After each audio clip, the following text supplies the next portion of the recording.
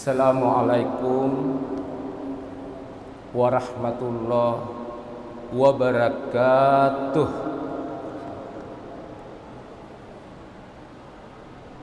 Alhamdulillah wa syukrulillah, salatu wa salaman ala rasulillah wa ala alihi wa ashabihi wa mawalah. Hasbunallah wa ni'mal wakil, ni'mal maula wa ni'man nasir, wa la hawla wa la quwata illa billah. Ma'asyiral muslimin wal muslimat jamaah Masjid Al-Asmaul Husna 99 Kubah yang kami muliakan.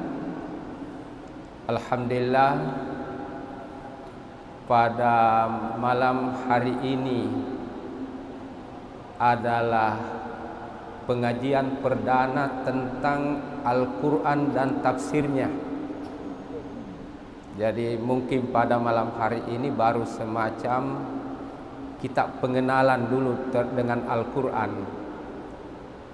Lalu pertemuan berikutnya saya ingin menggunakan satu kitab tafsir supaya lebih jelas ada pegangan kita, yaitu namanya Tafsir Al-Wadih yang ditulis oleh Syekh Muhammad Mahmud Hijazi.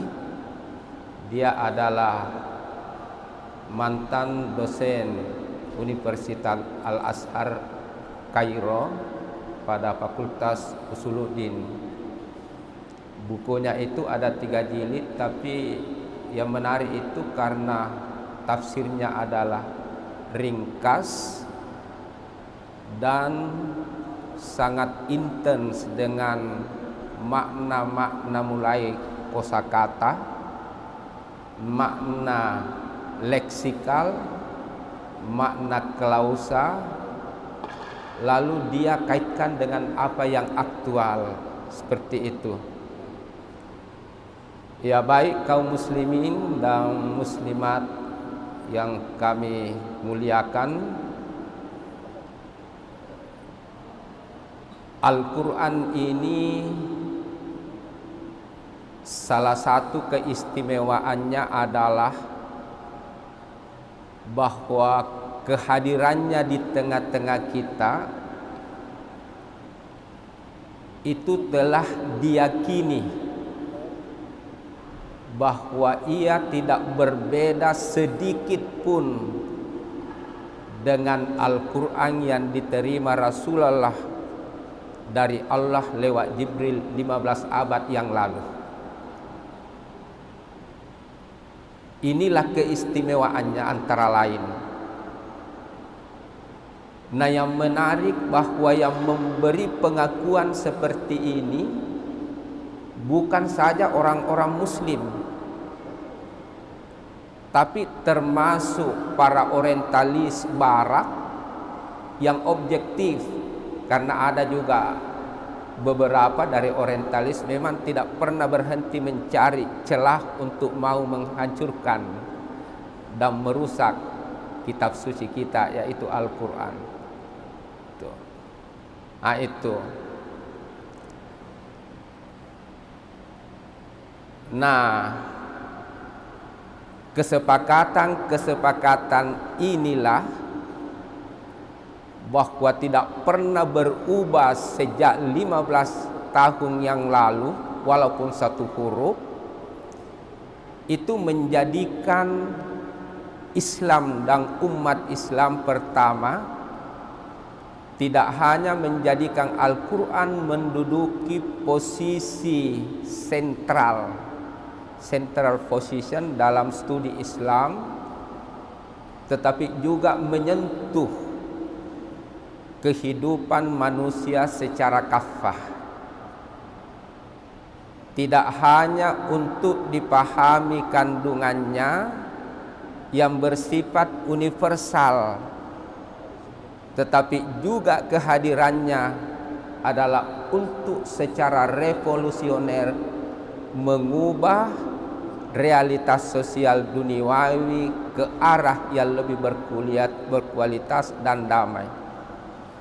Tidak hanya sebagai kitab sumber ilmu pengetahuan, tetapi juga sebagai pembawa berita gembira dan penyejuk kalbu.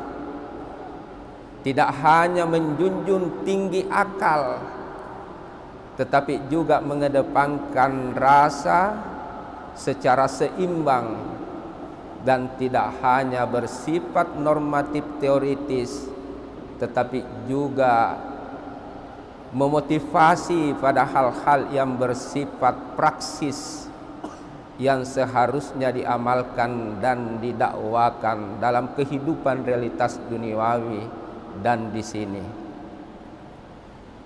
Nah, sekarang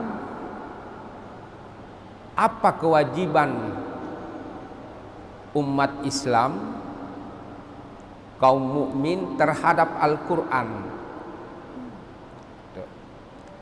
Di surah As-Sad, di surah ke-38 ayat 29, itu Allah tegaskan kepada kita, a'udzubillahi minasyaitonirrajim, kitabun anzalnahu ilaika mubarak.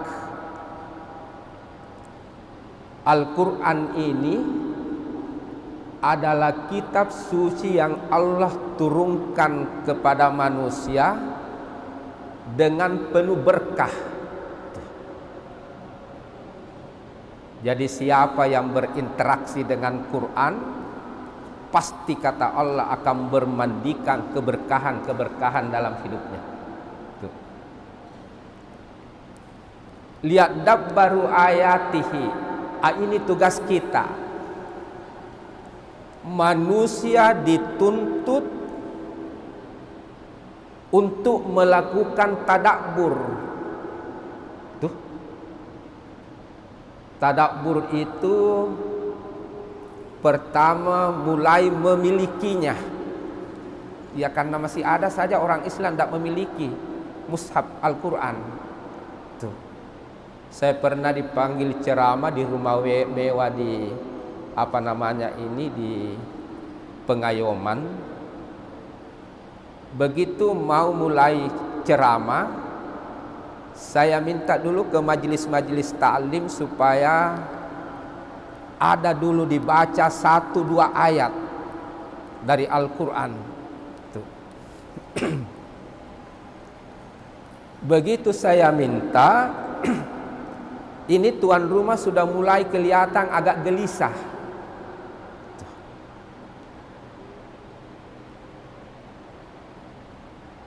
Akhirnya saya bilang, tolong tuan rumah dikasih mushaf Quran ke ketua majelis taklim. Apa dia bilang? Mohon maaf Ustaz, saya dulu suruh anak saya untuk minta pinjam ke rumah tetangga. Padahal kalau dilihat rumahnya sudah tidak ada yang alfa dari aspek kebutuhan sehari-hari. Tapi mushaf Qur'annya saja tidak ada, apalagi membacanya, mempelajarinya. Coba itu.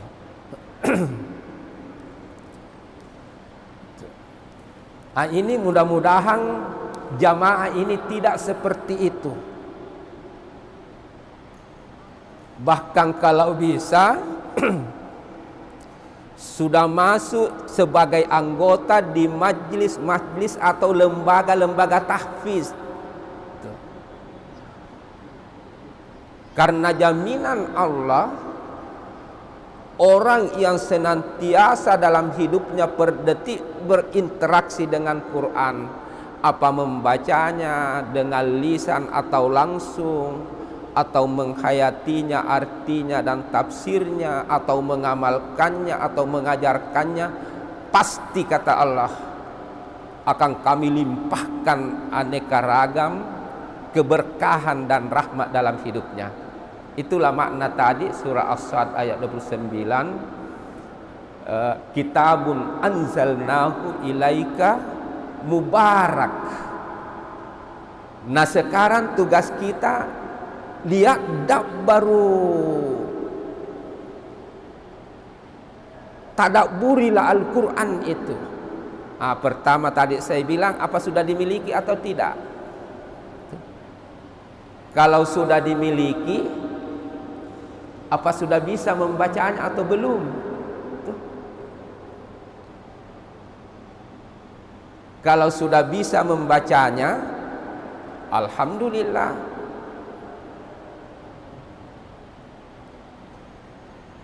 Nah, orang yang membaca Quran ini ada 3 macam.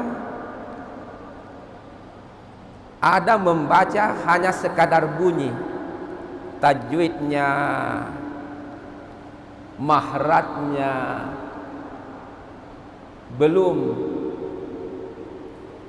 tahu. Yang penting bunyi, yang panjang dibaca pendek dan sebagainya.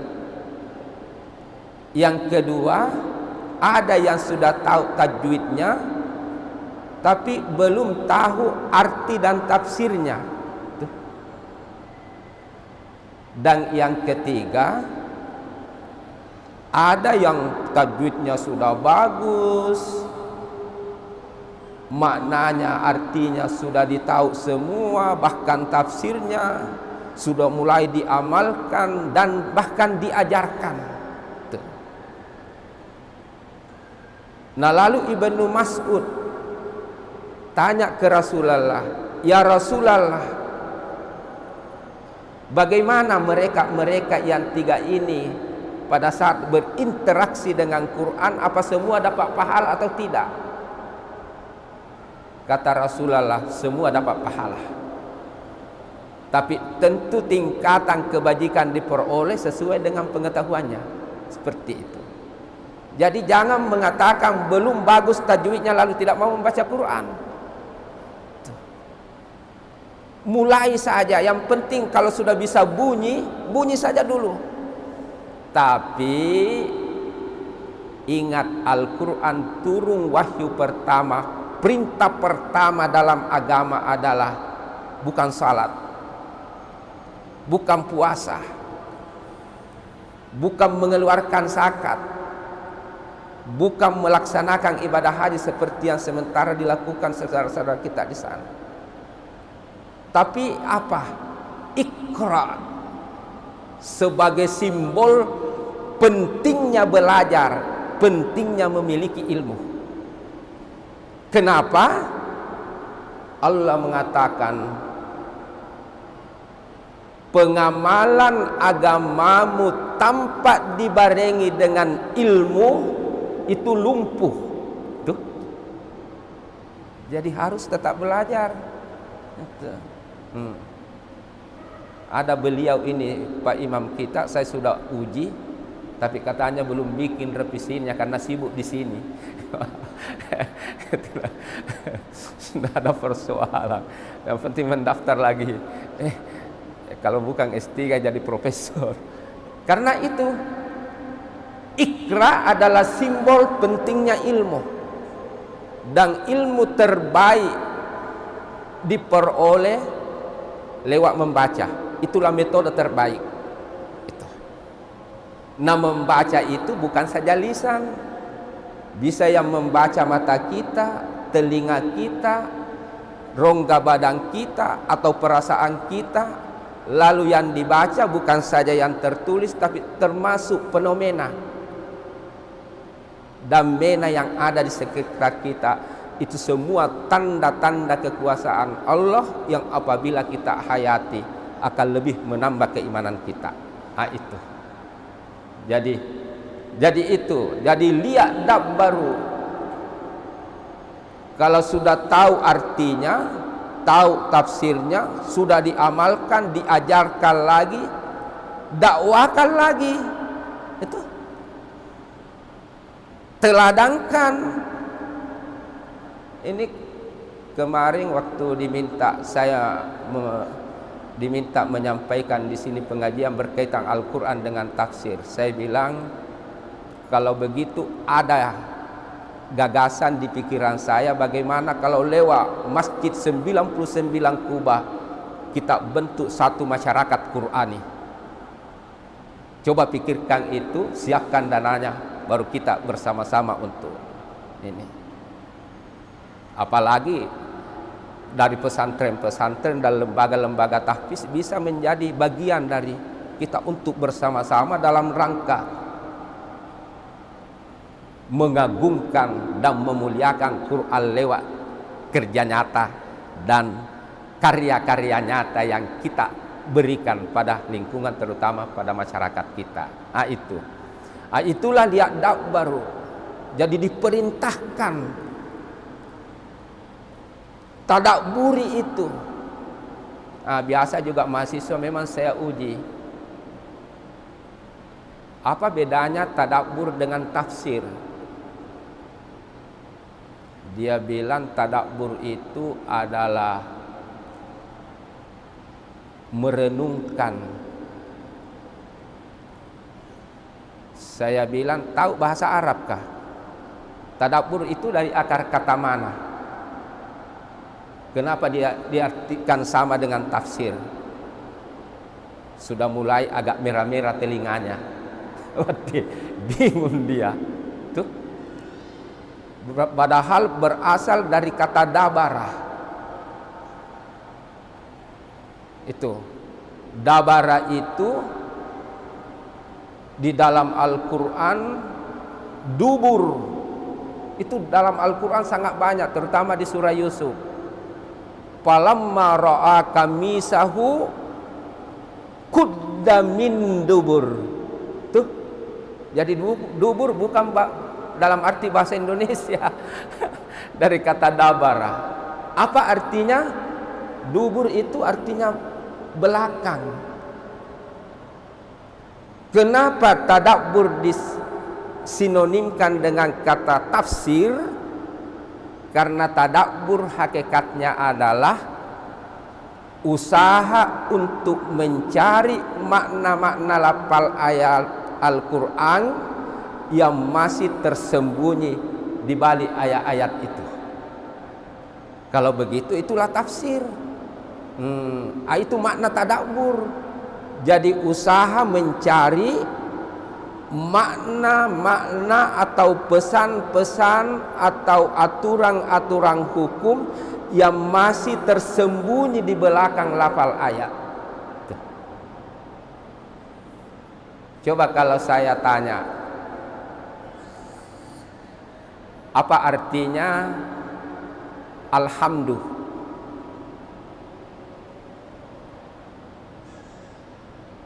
Ya, ada yang bisa sampaikan alhamdulillah artinya? Mungkin yang kita ketahui adalah pujian. Tuh. Padahal makna dasarnya dalam mu'jam tidak ada berarti asana, pujian. Itu makna populer. Makna alhamdulillah itu dari akar kata hamidah ada 3 maknanya. Yang pertama,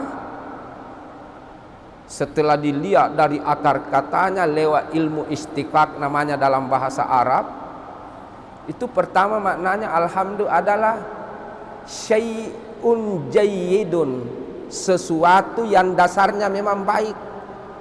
Tuh. Yang kedua, al-amalu bil ilmi wat tau'iyah, yaitu perbuatan yang selalu dibarengi pengetahuan dan kesadaran. Kalau hanya pengetahuan bahaya, itu koruptor apa tidak tahu bahwa korupsi itu jahat? Tahu, tapi dia tidak sadari, akhirnya dia lakukan. Setelah dia lakukan baru menyesal karena malu keluarganya dan bangsa kita juga ikut malu.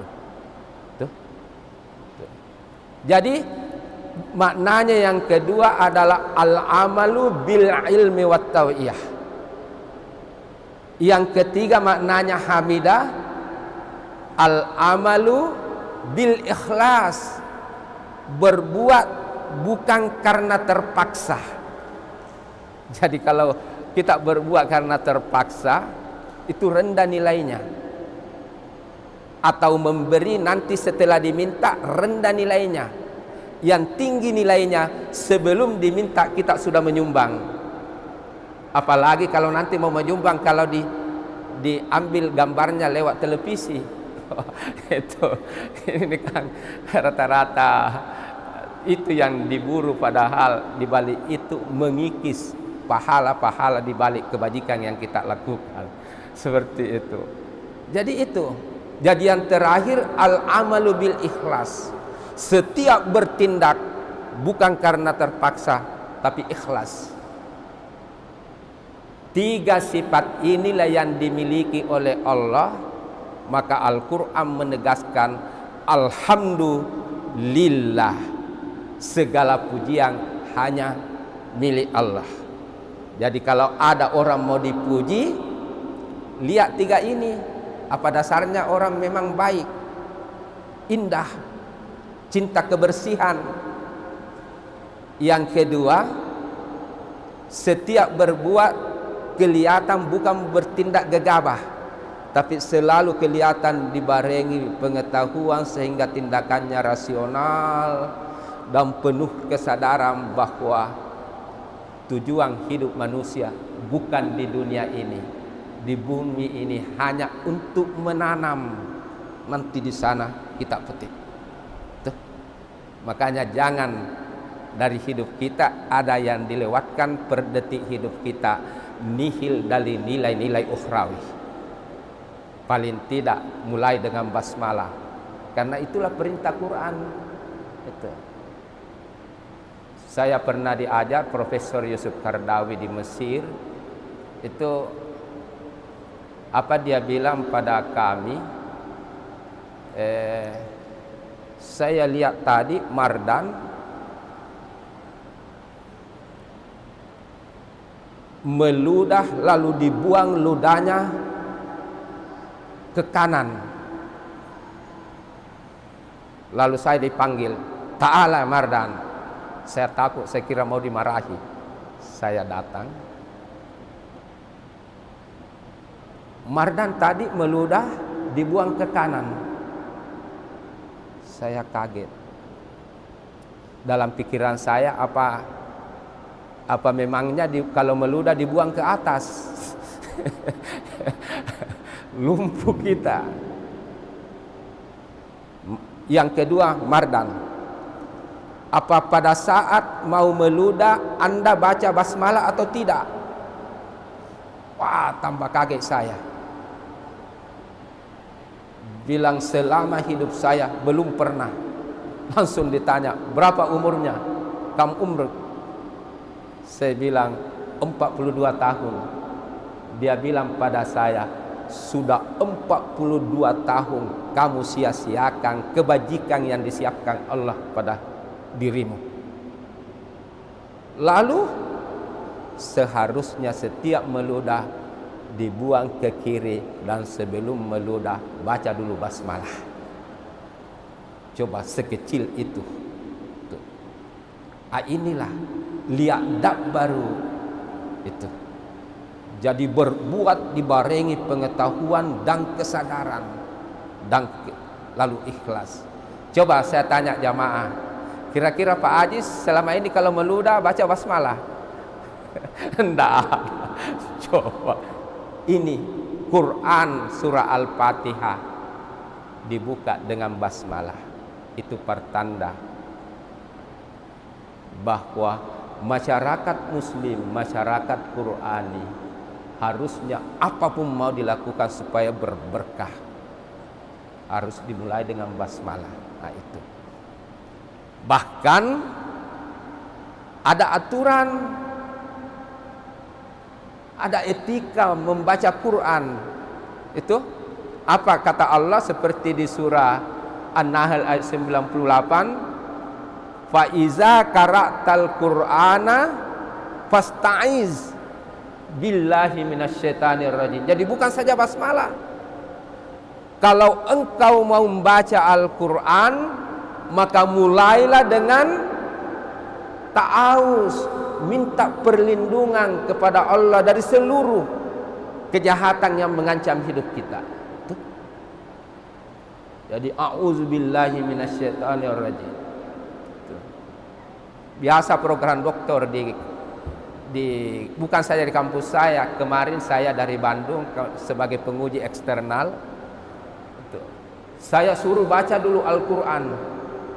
Wah, langsung dicambuk, tidak baca ta'awuz dan tidak baca basmalah. Saya bilang, ini sudah calon doktor. Coba. Ini. Yang kedua apa? Wa iza quri al-Qur'anu fastami'u lahu wa ansitu la'allakum turhamun. Kalau Al-Quran dibaca, maka simaklah, dengarkanlah dengan cermat. Tuh, jangan ribut. Itu kan kebiasaan di kampung-kampung. Kalau ada keluarga kita yang meninggal, itu kalau malam ada acara khatam Quran. Coba, dibagilah. Berapa juz Quran? 30. Berarti 30. Setiap satu orang satu juz. Coba bayangkan, kira-kira bisa disimak apa yang dibaca orang kalau bersamaan 30 orang. Jangan seperti itu. Biar tidak hasam satu Al-Quran, tapi ketika ada yang membaca satu, yang lain dengarkan. Nanti capek baru bergilir yang kedua. Tanpa khatam, sangat mulia di sisi Allah dan pahalanya luar biasa. Ini pelajaran ini. Jadi ini surah Al-A'raf ayat 204. Ini turun berkenaan ketika Rasulullah memimpin salat jamaah maghrib. Tiba-tiba pada saat imam membaca ayat sesudah Al-Fatihah, ada juga di kedengaran di belakang besar suaranya mengikuti. Setelah Rasulullah memimpin salat jamaah, turun ayat ini. Wa iza quri'al Qur'anu fastami'u lahu wa ansitu. Kalau Quran dibaca, cukup dengarkan, tak usah ikut membacanya, apalagi suara besar. Itu. Itu. Ini sampai jam berapa? Mana? Atau diskusi-diskusi saja dulu karena ya, kalau masih ada 15 atau 10 menit. Ya. Sekarang kita mau pindah ke apa makna kata Quran. Jadi kata Quran itu adalah berasal dari akar kata qara'ah, mutaradif dengan kiraah. Jadi dua bentuk masdarnya qara'ah. Kiraatan itu artinya bacaan secara umum. Lewat mobil ambulans kita baca ambulans, tapi tidak dihayati apa makna di balik ambulans itu. Nah, Quran itu dua maknanya. Qur artinya bacaan, kemudian imbuhan an itu berarti sempurna. Qur'anan berarti bacaan yang sempurna. Itu bedanya dengan bahan-bahan bacaan yang lain. Di mana letak kesempurnaannya?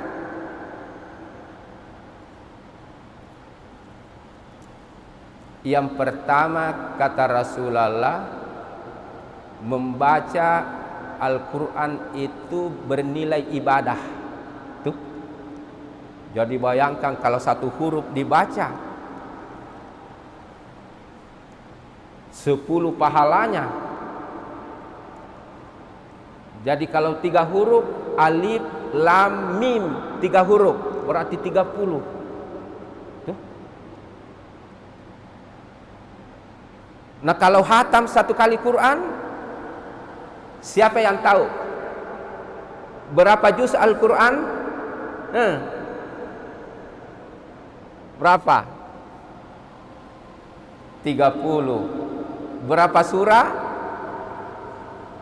114 surah. Berapa kata? Sudah mulai ketawa. Berapa kata Al-Quran? Ada sebuah buku sudah menulis, namanya Al-Burhan fi Ulumil Quran, Imam Az-Zarkashi. Itu menulis di bukunya bahwa jumlah kata Al-Quran sebanyak 97.000. Bisa dicatat-catat supaya kalau ditanya orang, wah profesor barangkali ini, bayangkan dihafal. Itu jadi 97.439 kata. Berapa huruf? Berapa huruf? Tuh. Harus diketahui kalau orang muslim, supaya tidak meragukan orang, wah ini memang dia betul-betul cinta Quran, hurufnya saja dia hafal. Ada yang tahu? Ada yang tahu hurufnya. Coba bayangkan, ini sudah profesor kalau begini, ya tak? Coba, berapa jumlah huruf Al-Quran?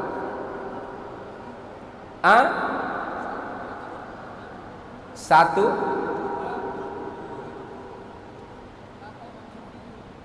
Kata Imam Syafi'i. Sudah pernah dibaca langsung di buku mana? Al-Um. Yang benar, penelitian dari Imam Az-Zarkashi, itulah yang paling terakhir, sebanyak 323.015 huruf. Coba, 323.015 huruf. Kalau ini disampaikan ke masyarakat ketika ditanya, pasti masyarakat bilang, profesor ini. Itu. Bayangkan kalau 1 kali hatam Quran dikali 10. Barka ada apa bisa jadi 70. Kebajikan itu di dalam takaran Al-Quran, 1 kebajikan dilakukan oleh orang mukmin kalau ikhlas, hanya Allah yang bisa mengukur, menjangkau kebajikannya itu. Jadi jangan ragu. Jadi kalau ada orang yang kritik, tegur, tanggapi, tenang saja. Bukan kewenangannya menilai pahala-pahala perbuatan manusia. Tenang saja, kita berbuat sesuai pengetahuan yang kita miliki. Laksanakan, lanjutkan kebajikan itu. Itu. Ya oke, saya kira siapa tahu ada yang mau interaktif diskusi. Jadi pada malam hari ini kita masih dalam pengenalan dengan Quran dulu. Insya Allah minggu depan kita sudah mulai surah Al-Fatihah dulu disentuh, dan kita menggunakan kitab tafsir kitab tafsir dari Syekh Muhammad Mahmud Al-Hijazi, namanya bukunya itu Tafsir Al-Wadih. Insyaallah kita. Ya, silakan. Waalaikumsalam warahmatullahi wabarakatuh. Ini Pak Imam dulu ini yang mau bertanya dulu.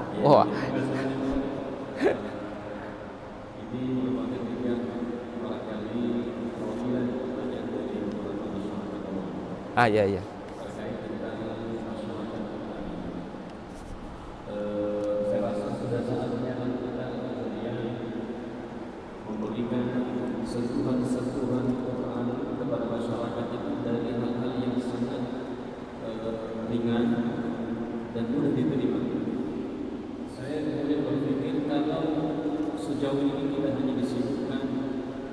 menjaga Al-Quran dengan disalut dengan maraknya produk tahfidz yang ada di Indonesia. Saya rasa ini perlu didukung di seluruh masyarakat. Kira-kira gagasan apa yang Prof punya dan sesuai pesan Al-Quran, bagaimana kemudian kita ini bisa diterima dengan hal-hal yang sangat mudah bagi masyarakat, sehingga masyarakat Islam itu, khususnya kaum muslimin itu, bisa menyadari bahwa Quran itu menjadi pedoman kita, menjadi rujukan kita akan seluruh aktivitas dalam kehidupan kita, biar kita bisa mendapatkan keselamatan. Kita seperti itu.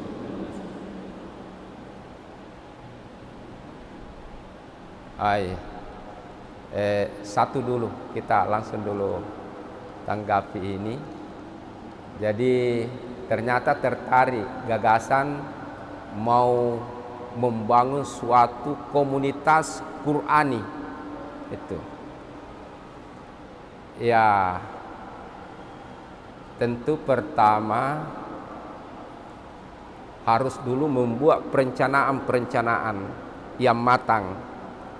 Dan perencanaan yang dibuat itu mungkin dulu diseminarkan 1, 2, 3 kali, dan seluruh unsur, seluruh kompetensi, pakar ekonomi, pakar politik, pakar sosial, pakar agama, pakar bahasa, harus secara berkolaborasi. Sekarang ini ndak efektif lagi kalau sendiri-sendiri. Itu.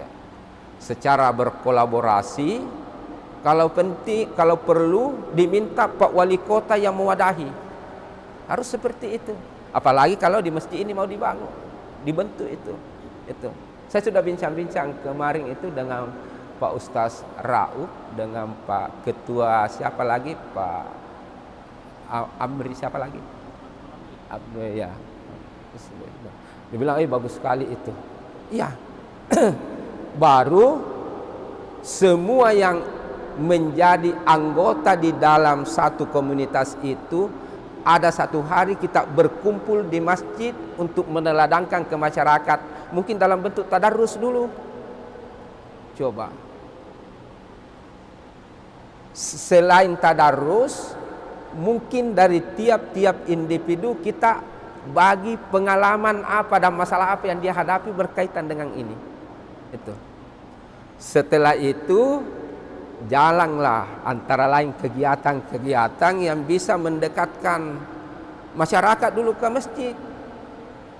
Mungkin sudah ini kan baru jadi, mungkin seperti Al-Markas sudah dikelilingi kuliner. Iya toh. Kang itu yang daya tariknya dulu masyarakat mau dulu ke masjid. Terserah mau masuk anggota masyarakat komunitas Qurani atau tidak dulu, yang penting sudah dekat-dekat. Begitu kita dekati apa itu. Itu langkah awal dulu perencanaan itu. Nah, setelah perencanaannya jadi, tornya jadi, konsepnya jadi, jangan dulu. Harus dulu ada pembaca ahli dulu, kalau perlu diseminarkan sampai 3-4 kali dulu. Setelah itu sosialisasikan dulu. Setelah sosialisasikan, sudah mulailah ada kegiatan-kegiatan. Harus begitu. Insya Allah akan terbangun rencana kita dengan baik, karena bermula dengan dekat ke masyarakat dan kita jaring lewat kolaborasi dari semua profesionalisme kita gabung di situ. Wah, enak sekali kalau seperti itu. Tuh. Setelah itu datanglah ulama-ulama menyampaikan bagaimana dampak orang-orang yang selalu berkomunikasi, berinteraksi dengan Quran. Apalagi kalau dampaknya itu bukan individu per individu, tapi sudah mengcover kelompok-kelompok masyarakat, kelompok-kelompok majelis taklim, kelompok-kelompok insinyur, kelompok-kelompok guru dan lain-lain. Wah, luar biasa itu nanti. Itu yang saya baca itu terjadi di Brunei. Itu saya ambil karena saya dari Brunei, jadi saya tanya bagaimana ini untuk membangun sehingga bisa terjadi kegiatan ini begitu semarak. Nah, selain itu setiap tahun dilakukan sayembara pameran dengan mengisi mulai dari buku-buku, hasil-hasil produksi lokal. Nah, wah, luar biasa saya lihat itu. Seperti itu dulu rencana-rencana itu. Saya kira seperti itu. Siapa tahu masih ada.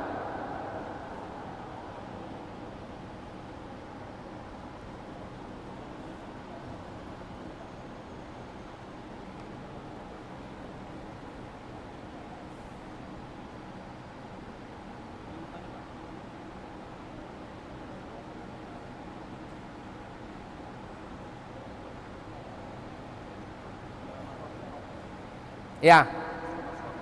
Oh, waktu. Oh, kalau begitu ya saya kira